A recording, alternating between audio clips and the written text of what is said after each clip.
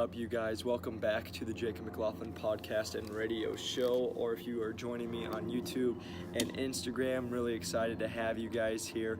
If you guys are viewing this, you can see it. If not, if you're listening, it's an absolute beautiful day here in Scottsdale, Arizona. It is 75 and sunny, so I actually decided to take everything outside today. So if you hear planes or birds or anything, that is why. I just am trying to soak up and take advantage of all this beautiful weather that we're having today. But I want to get into what we have going for today, and that's how to choose a trainer. And I want to bring this up because I think it's a very important topic that you guys need to hear, because when I go to the gym, I work out at like a big box gym, and it's something I see over and over, and it just kills me. And so I want to get this out to the public so you guys can all hear this and just make the smart choice if you guys are going to choose a trainer, what to look for, why you should choose them, and are they a good fit for you. So really just jumping into it, the first thing I always tell people is look at the trainer certification. If you guys are going to a big box gym, for example, there's several of them just down the street. I actually work out at one, but when I'm there, I see the memberships are super cheap. So then you're gonna get a trainer that's not very expensive for the session. And I want you guys to think about this: is if you're paying super cheap, or you're paying the cheapest amount compared to any other place, what kind of quality do you think you're getting? And now this is not me saying that anybody that works at one of those lower box gyms is not a good trainer. I'm not saying that, but I am saying is you want to take the time and look at the certifications, because there are certain organizations out there that you actually just have to take a test online. You don't have to go anywhere to take it. You just take the test online. And there's even some that are 50-50, so it's a yes or no. You answer it, and if you miss it and you get it wrong and you fail the test, you can actually pay more, and I'll tell you the answers you missed. So if you're not a complete idiot, just to be honest, if it was no and you pressed yes, well, you know what the right answer is. And so there's ways to be certified without actually knowing the stuff. And then there's other courses, like, so me personally, I have my certification through the National Strength and Conditioning Association, or the NSCA, and that's they look at it as the gold standard for certifications, because you have to. I have my CSCS and my CPT, but to sit for the CSCS, you have to have a 4-year degree just to sit for it. So you have to actually go to college and be educated in the degree. They're actually making it more tight that you actually have to get the degree in like a sports-related field. Right now, you just have to have a college degree, but they are making that more strict. But you guys have to just look at it, because with that CSCS, they make you pay really high for it. It's a very expensive test. You have to have a 4-year just to sit for it, and the pass rate's 50%. So you actually have to know your stuff. They have exercise physiology, anatomy, kinesiology, all the subjects that are in there. That's actually what's on the test, compared to some of these certifications that they don't have any of that. You can Google the answers, and you, like we were talking, I was talking to another trainer today, you don't even have to take the test. You could pay someone else to take it, because they would never know if it was you taking the test or not.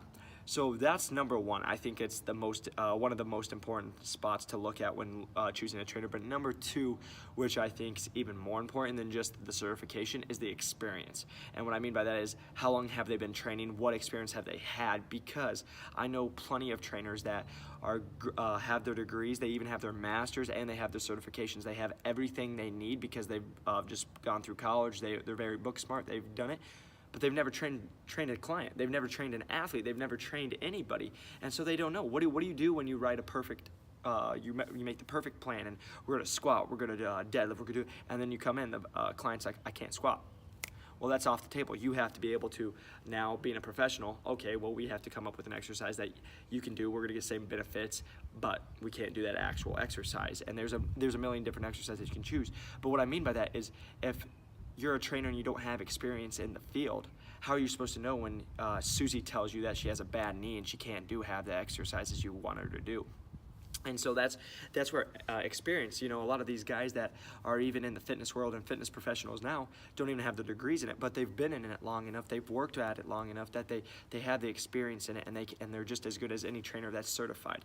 So that, I think that's that may be the most important, because I just think that the experience, if they've done enough, it's just kind of like business. If you don't have a degree in it, but you sit through it every single day and you've done it enough, you're going to learn things that other people aren't going to see. So I think those are two main things that when choosing a trainer, you want to really look at, because you want to make sure that they're knowledgeable. And again, I know plenty of guys that are super knowledgeable that never went to kinesiology, or like never did a science specific degree. And so you don't I'm not saying you have to, but I do think experience makes a big difference, and also that experience with the education piece, because on top of that, there's also trainers that I've personally worked with that have been in the field 8 to 10 years, and then I ask them why they do an exercise. They can't tell me why.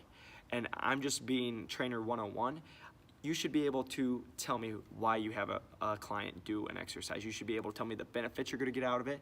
And it could be as simple as, we needed a good hinge exercise, so I'm gonna have her do RDL, and she can do it. Or, going into another exercise, even sometimes it's just a mental exercise, but you should be able to at least explain it, why they're doing it. So I think if you're a client, you should be able to ask your PT that you're with, ask them, or your trainer, why am I doing this exercise? And they should not pause. They should be able to give you an answer without even thinking about it, because that's why they're letting you do that exercise. So I think that's things that we really need to look down and buckle on. And then getting kind of more into some of the non-negotiables, like that's the stuff that should be non-negotiables. That should be, I might pay a little more, but they have to know what they're doing, and they have to have worked with people, because I don't want to be working with someone who doesn't know what the heck they're doing, and I could get hurt out of it. And then it goes into, are you guys compatible? Every trainer is different, and every person that works out is different. And so what I mean by that is, I might not fit Joe at 4 a.m. or Joe who comes in the door. He might not be my client, because I'm gonna bring energy, and I'm gonna be looking at these kind of exercises, and he's like, I hate how energetic you are, and I don't want to do your workouts. And as a trainer, that's okay. It's just like dating. You have to find what works. You're gonna be with people that work for you and people that don't work for you. So it's just trying to find a good fit, because I always tell people, I'm an energetic person, and so at 5 a.m. I'm gonna bring the energy. That's just who I am, and that's what I love to do. Now, if you're coming to me at 5 a.m. and you hate energy, I'm probably not the best trainer for you, because it's gonna make the experience worse. You're not gonna like it because I'm too energetic and that you're not a morning person. And again, so I think just finding somebody who's compatible with you is, again, super important. And then also, do you like them? Are they finding value in you? And what I mean by that is, I see trainers all the time, especially when I was back home, you see trainers that they sit on their phone. So they're talking to the client, but they sit on their phone the whole time. They're not even watching the client do the reps, and half the time the reps are horrible. And they're just looking at that client as a paycheck. They're just getting paid. You're getting paid for the hour. And so what I mean by that is, if you guys want the best benefits, you guys really want to take, the trainer needs to take pride in you. I tell people I train are like my friends. They're my best friends, because if I didn't like training them, and if I wasn't adding them good value, why the heck am I with them? So again, you guys need to make sure that they have value, and they bring value to you, and they're not just there to collect the check. I really just think that's important. And so I just brought this up because, I was at the gym today, and I see this trainer, they're a new guy, and again, he's just getting into the field, he's doing it, so he's doing what he can, but he's having these girls do things he probably saw on the internet, where they're doing squats, jumping onto a Bosu ball, on 2 Bosu balls, landing, and then going back into a jump, and they can't even squat correctly. They're going down, squatting down, their knees are buckling in, they're almost hitting, they can barely jump off the ground, they can't stand on the Bosu ball. And I bring that up is because, why? Why would you have somebody who can't even do a push-up doing this crazy exercise because you saw it on the internet and it looked cool? But what's the benefit? What is it helping them? It's actually really hurting that person trying to get fit. So I saw that today, and I was like, well, I need to make a podcast. I need to make a video really just explaining this to people. So I hope this helped. If you guys have any questions, always feel free to comment. And again, I'm not doing this as a salesperson to oh, you should train with me, because I'm not going to be the right fit for everybody. And it's just, I want everybody to get the best experience and have the best time doing their fitness journey and getting healthier. And I just feel like, there's some trainers that are going to be good fits and some trainers that aren't. And just because they have a degree behind their name or they have a certification behind their name doesn't mean that they're a good trainer. And also, on the other hand, just because someone's huge and has muscles doesn't mean they are either. Because I've worked with plenty of athletes that are D1 dudes that are bigger than I will ever be, and they're more muscular and more fit than I will ever be in my life. But you ask them how to do a back squat and they can't tell you. And so again, it's not a slam on them. It's just, you want to make sure that you're getting a good package when you're getting a trainer. So I really hope you guys enjoyed this episode. If you guys have any questions, feel free to ever message me. I'll get back to you. But make sure you guys enjoy the day. Do stuff you love with people you love, and make sure you do something active today. All right, have a great rest of your day.